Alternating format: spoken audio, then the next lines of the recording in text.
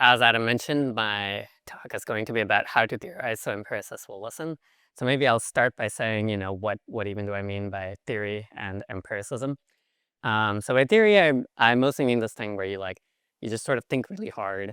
You reason about math or logic or something, and then you come to some beliefs about what's going to happen, without having to actually run any experiments or observations.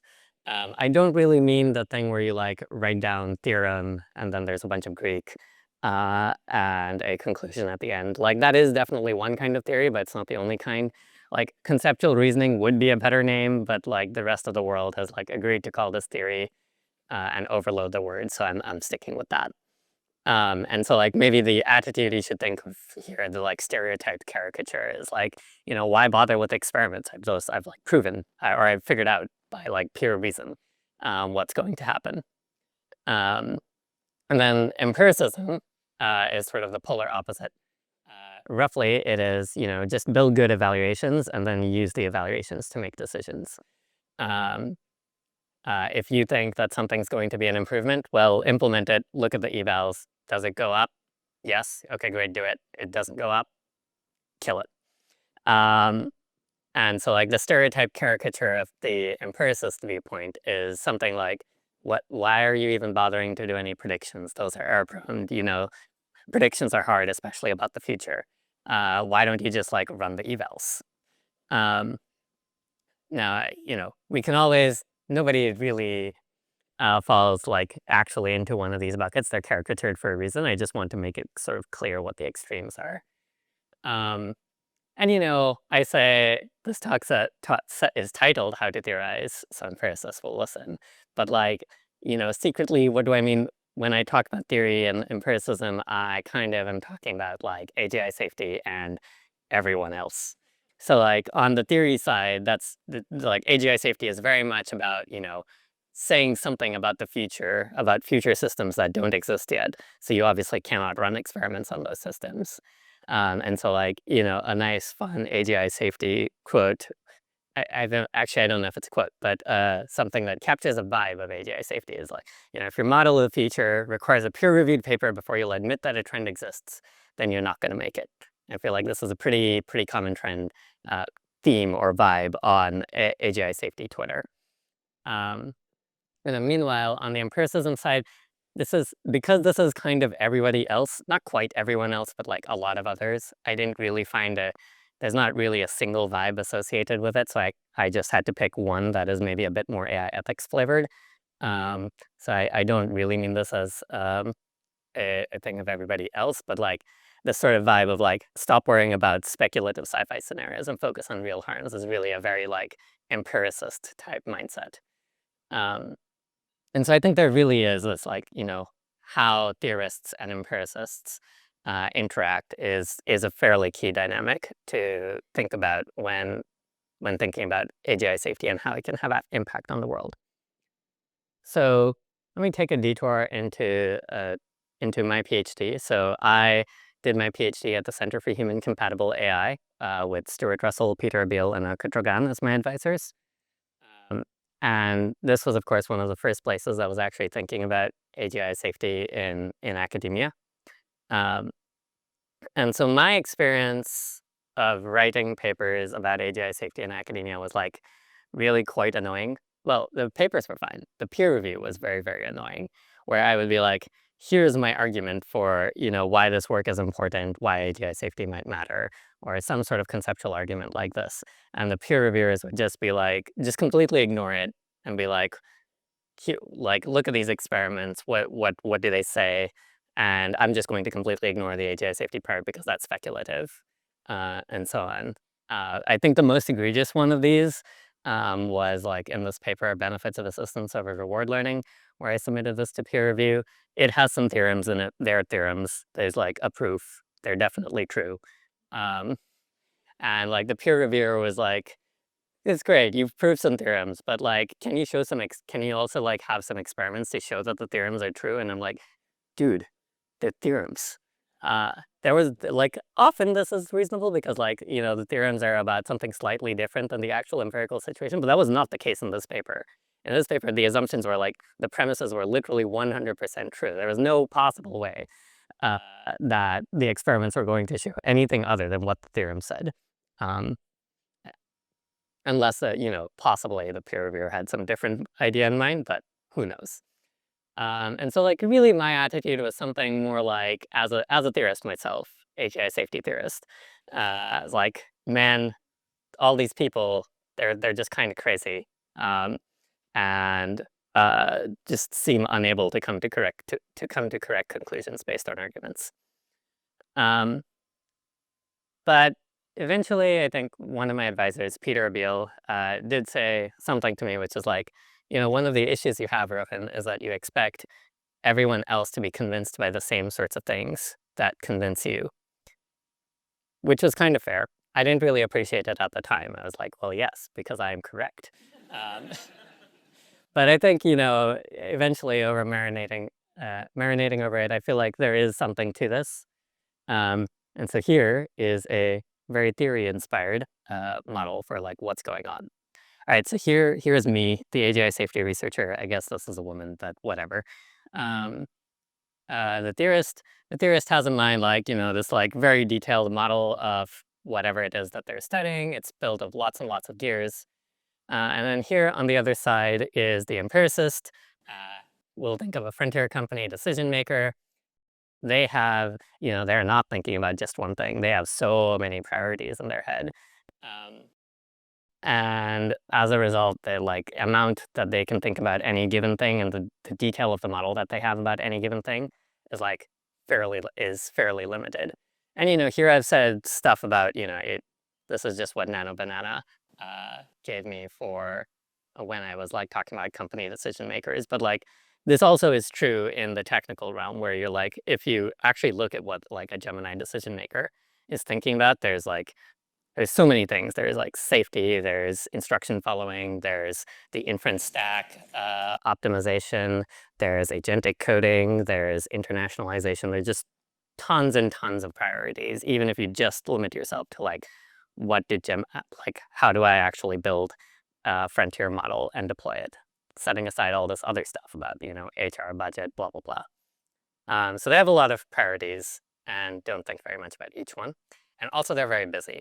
And so you really have this like very bounded communication between the two. You have this tiny little pipe, which you can pass like 1 year through the pipe and get that to the decision maker. And now the question you have is like, well, okay, I definitely can't communicate the entire Gearsy model by which I would like to make decisions. I have to choose something much, much more bounded. And so what should I actually send? And so the rest of the talk is going to be about that. Like, what do I actually send in here? How do I theorize such that the empiricists will actually listen to me, given that I have a bounded communication channel? I should note that, this talk is going to be about research that is trying to do this, that like actually influence what companies do. I'm not claiming that this is the only kind of research that people should do. There's also things like science and building understanding, where the theory of change can be much more like figure out stuff so that future researchers can do this kind of research. But like right now, we're just trying to build understanding and we're not really trying to get the empiricists to listen. So yeah, just disclaimer, that's a different kind of research. We should do it. I'm just trying to like limit my scope to this one particular kind of research and say like how I think people should go about doing it. And it's the kind of research that my team tends to focus on because we are embedded in a frontier company. We have a comparative advantage at this. So overall recipe. First, choose a topic that people actually care about. And this sounds easy, but actually it's like often not met in practice.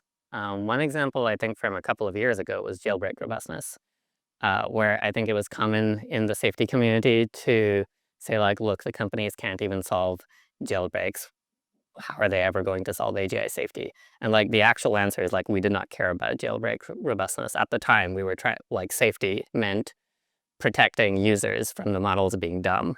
If the users are explicitly asking for the models to do unsafe stuff, but via like jailbreaking them, it's fine, they can have it. And that now, of course, jailbreak robustness is in fact something people care about because models are getting dangerous capabilities, and we want to prevent their misuse. But it really wasn't for quite a while. Second, are you helping? I don't really love that shorthand, but I didn't have a better one. Like, more specifically, I think you almost always want to either propose a solution, something that actually solves a problem, if implemented, or you want to propose a metric or an eval. And obviously, there's lots of research that is not like this. Research that like builds theories that allow you to predict phenomena, but do not immediately imply a solution or a metric or eval. It's a very common kind of research, and has value. It just will not get empiricists to listen. Solutions, very clear what the next action is. You just implement it, and your model becomes better, or your problem goes away. Metric and eval, also a pretty obvious next step. Implement the metric and eval, and then go tell your team of people making Gemini better that like this number needs to go up. They'll figure out a way to make that number go up. They're very good at that. And the third one is like, do you make the results of your research easy to verify? A thing that is not easy to verify is a theorem. And so if you go back to like that paper I talked about, benefits of assistance over reward learning, where I'm like, I proved the theorem. Why are you yelling at me about like having experiments? In the bounded communication channel setting, it's kind of reasonable. Like, I had the theorems on the screen. I don't think any of you like actually understood what they meant. Similarly, like, sure, you might have proved a theorem about something, but like all interesting theorems, the like details are like, it really matters what the assumptions are, and it's often like quite finicky to understand exactly what the assumptions are and how true they are in reality, and how much they actually fit to the situation that we care about. And so like a theorem is not actually easy to verify in practice because of that fact. And so instead, what you want to do is like find some setting that people are already using and care about, and see what happens in that setting, and show that the theory is helpful there, and the solution works.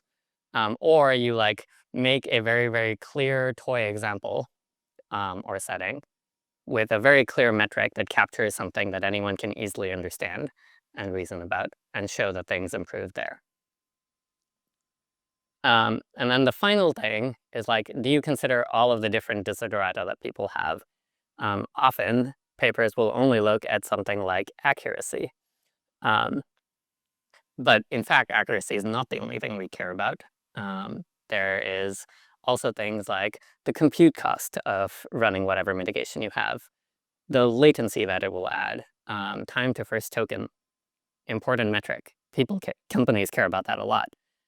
Implementation complexity, like if you have to like change a bunch of things throughout the stack, that is going to be a big pain, and it's not something that people are likely to sign on to unless the results are really, the benefits are really quite large.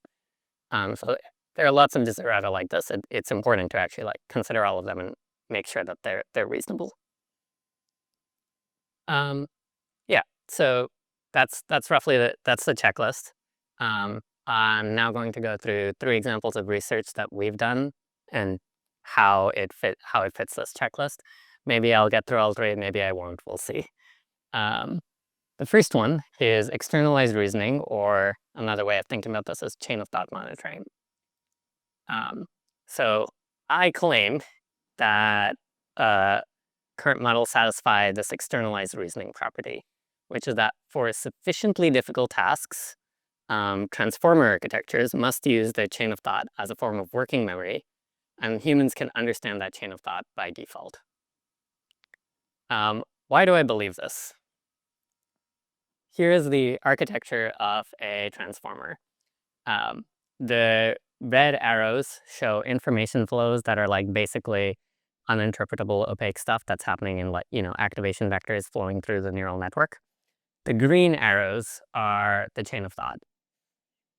And like the key thing to notice here is that the only way to go down, to have an information flow that goes down, is via the green arrows. If you're restricted to the red arrows, you can only go up and to the right.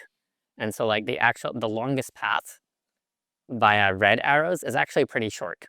And so like the architecture just cannot do very much serial cognition without using the chain of thought. The chain of thought is necessary for this.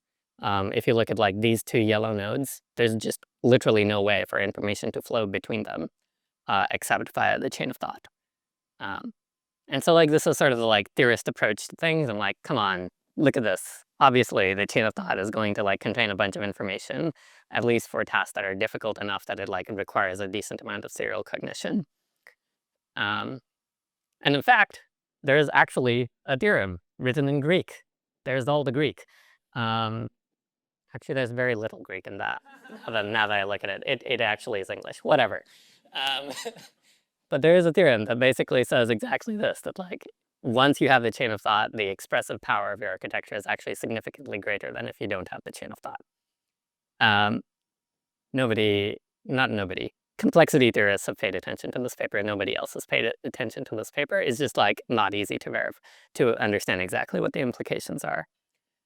So we did a paper that was trying to basically convert that theory into a form such that empiricists will listen. So the title is When Chain of Thought is Necessary, Language Models Struggle to Evade Monitors. So we looked at some examples of unfaithfulness in past work of chain of thought. So this is a setup where you choose some multiple choice question. In an unbiased context, the chain of thought, the model thinks through the model just thinks through the answer and provides the correct answer. But then if you insert some biases, so for example, maybe you give it a few shot prompt of many different multiple choice questions, and in those cases the answer was always A. Then the AI will try to rationalize an explanation for whatever option is A, and we'll just make up something in its chain of thought to rationalize it and then give the answer A even when that answer is wrong. That's like one example of bias. You could also give other examples of biases, like such and such professor thinks that the answer is A. And so there have been papers that do this sort of test and find actually the chain of thought can be totally unfaithful. This isn't really in conflict with the theory, because the externalized reasoning property says, for sufficiently difficult tasks, or when chain of thought is necessary, then you should expect it to be faithful and legible by default. And so we make this distinction between chain of thought as rationalization and chain of thought as computation. And the idea is that in the case of these biased contexts, the chain of thought is really acting as a rationalization. It's not acting as a computation. The model isn't relying on the chain of thought to figure out what answer it should produce. Like in the case where, you have the Fusion prompt with lots of examples that say that the answer is always A, the model already decided that the answer was A before it ever started doing any chain of thought. It didn't need the chain of thought to figure out what its answer was going to be. So that's our explanation for what's going on. How do we demonstrate this empirically? Well, we basically, first we replicated the original setup. We just show that if you give, the gray bar here is you just ask the question, you don't do any sort of biasing, and you see how often the model gets it wrong. Gets the answer A, which by construction is going to be the incorrect answer. And then you add in the hint that says, oh, the answer is always A, or oh, the Stanford professor thinks the answer is A, or a bunch of few shot examples that always have the answer A. And you measure that. And then and so that's the right bar. The red bar is the amount where it is the amount where it produces the wrong answer without mentioning the fact that it is relying on the hint. And so the red thing is the undesired behavior, and the amount that exceeds the gray bar is the unfaithfulness delta. As you know, the gray bar is maybe a baseline of how often the model might pick this just by random chance or because it was wrong. And so what we're really looking at is that unfaithfulness delta. The original studies replicate, there is a pretty significant unfaithfulness delta. But then we want to make the chain of thought actually necessary. in order for the model to show this behavior. So we changed the hints to be complex, actually requiring reasoning. And so now this is a setting in which the hints were like, in the metadata for the question, we add some tags that say answer and then the name of the answer to like sort of like make it seem as though the answer was just revealed in the prompt by accident. So now we have this complex hint, which is like, here's this alphanumeric code, and now you like need to figure out, you need to add some stuff and take it mod 4, and that's what the answer is. And then if you do that, you see that like the model still will often say the wrong answer, but it will always verbalize it in its chain of thought when it can, at least to the extent that it does so more than the gray baseline. And so the unfaithfulness delta just goes away entirely. We also looked at a sort of sabotage or a stealth evaluation, and in which we think that it's actually like kind of tricky to do the sabotage, and then said, okay, let's put a chain of thought monitor on this and see whether or not we can like adversarially prompt the LLM in order to evade the monitor. And basically what we found is like, yeah, it can't really happen. Like the successful evasion here is in the top left corner. And you see that like we tried a bunch of stuff and it didn't really get the models to successfully evade. And it certainly would, sometimes it would succeed at the side task, but the monitor would usually catch a like fairly substantial fraction of the attempts that it makes, as long as they actually succeeded. So that's that paper. Going through our checklist, do we care? Yes, chain of thought monitoring, very valuable if it can actually be trusted. So I think that part's easy. Are we helping? Yeah. Like there are a bunch of like it specifically talks about metrics that we can use to tell whether or not we can trust what we see in the chain of thought. Do we make it easy to verify? I think so. I feel like the graphs fairly clearly tell the story. They still require a bit of explanation, but I can do it in 5 minutes. I feel like it's not that complicated. Do we consider all the other desiderata? In this case, I think there mostly aren't very many desiderata here, though we did think about the compute cost for chain of thought monitors. So that is the first example. The second example is myopia. So this is a paper about MONA, or myopic optimization with non-myopic approval, and these are the people who worked on it. So for this one, I'm going to start with an actual example because the theory is kind of hard to understand without the example. So let's imagine that we have a coding agent, but specifically this coding agent for some reason works by first writing test cases for the programming problem and then writing a solution that is meant to pass those test cases.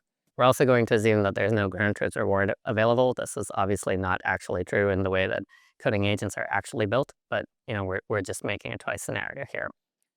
And so for our reward function is, for the first step when we get tests, we're going to check that the tests are actually correct. They agree with the problem statement. And we have some golden solution that we use in order to, and we make sure that the test would pass on that golden solution. And then once the model has written the code, we check that the code passes the test that the model wrote in step 1. This is again not the way that you would design a reward function for this problem in practice. This is meant to be a toy setting. So the ordinary way in which you would use RL to optimize this problem basically involves, you compute the reward. Once the tests are written, you compute a reward there, and you provide that to the agent. And then once the code is written, you check whether the code passes the test, compute another reward, and pass that back to the agent. And then since you do, like, as all RL algorithms do, you backpropagate the rewards through time so that they influence everything that led up to that point. This has the problem for reward hacking. Specifically, since the model gets to write the tests that are used to check the correctness of its code, the model very quickly actually, I don't know how quickly. The model eventually learns to write terrible tests that are very, very easy to pass to make its job at writing code in the second step much, much easier. And so here, for example, it like only writes tests that check the input for the empty list, where the output is the empty list, and then the code that it writes, instead of whatever it's actually supposed to do. I don't remember this example. It just always returns the empty list no matter what the input is. So we are now going to try, with myopic optimization, what we want to do is like, without changing anything about the reward function, we're going to take the reward function itself as fixed. It's obviously a flawed reward function. We know that. But we're saying like, okay, can we somehow deal with reward hacking, even in the situation where we know the rewards are going to be flawed? And so with myopic optimization, we're trying to do the second of these two bullet points. Rather than getting better at recognizing the bad behavior and improving the quality of the rewards, we're going to try to get to reduce the incentive for the bad behavior, even if the bad behavior isn't detected by the oversight mechanism, which in this case is an automated reward function, but in other cases could be, human feedback or something. Yeah, so myopic optimization basically only provides short-term rewards, like rewards for the individual steps that the AI system is doing. And this alleviates reward hacking because when the model is learning how to write tests, it only gets feedback from the piece of the reward function that is checking checking the correctness of the tests. It doesn't get feedback from the part of the reward function that says, does the code pass the test? And so it has no incentive to make the tests easy to pass. It just has the incentive to make the tests correct. Now, the challenge with doing anything like myopic optimization is that we want our AIs to plan over long time horizons. Whereas myopic optimization is teaching the AI to only plan for whatever reward is given in the very short term. So the solution to this is non-myopic approval, which is like when you're giving the short-term rewards, the rewards that you give should be influenced by the overseer's prediction of the impacts over long time horizons. And that should be included in the signal. And so the idea is like now what you're getting is that the AI system is optimizing for impacts in the long term as predicted by an overseer. And so like it will only take into account impacts that the overseer actually knows about and understands. If there's some impact on the long-term feature that the overseer doesn't know about, no incentive for the AI to care about that. It might do it anyway because like incentives aren't the full arbiter of what AIs do, but at least we're not training it to have long-term effects in ways that the overseer doesn't understand. Concretely, if we look back at this previous diagram, what we're doing is we're getting rid of that green arrow that goes from the second step all the way back to the first step. Instead, we just have these blue arrows that go straight to the immediately preceding action, but not the ones before that. We stop the back propagation through time. And we also have this extra non-myopic approval box that tries to capture the overseer's predictions about what goes on in the future in order to enable long-range planning. There's a theorem. It basically says all the stuff that I've already been saying. It's actually a fairly straightforward theorem that uses causal influence diagrams, but the theory checks out. And so what we did empirically is we just implemented this environment and then ran both of the algorithms in there. And again, as a reminder, it's the exact same reward signal for each of these two. The only difference is the way in which we use the reward signal to optimize the AI system. So if what you see is that like for the observed reward function, the gray line, which is the baseline, ordinary RL, goes straight all the way up to 1. It like optimizes the reward perfectly. But actually, the ground truth test performance, like we look at, is the code actually correct? It actually tanks because it lets learn to like write these terrible tests and then write code that is purely optimized for the test but isn't actually correct. Meanwhile, with Luna, you don't optimize the reward as well at the beginning, and because the model isn't that great at writing perfect code. But the increases that you get in the train time performance also reflect the ground truth test performance. And so, yeah, going through our checklist again, do they care? Yes. I mean, reward hacking is a significant problem. Actually, at the time that we did this, that was not quite true. We were predicting that this was going to be true, and indeed that prediction did come true. Are we helping? Yeah. I mean, this is clearly a solution. It deals with multi-turn reward hacking. Do we make it easy to verify? I think yes. I feel like that graph on the previous slide is like pretty clear. On one side, you see the observed reward go very high, and on the other side, the ground truth reward goes very low. It's reward hacking. It's really very clear. That only really shows the value of myopia. It doesn't really show the value of the non-myopic approval part. We did try a variety of things to actually show the value of the non-myopic approval part. It just didn't really work because multi-turn RL with LLMs is very difficult. But if anyone else wants to do a project showing the value of non-myopic approval, I think that would be a great project to do. We're not doing it. You should definitely do it.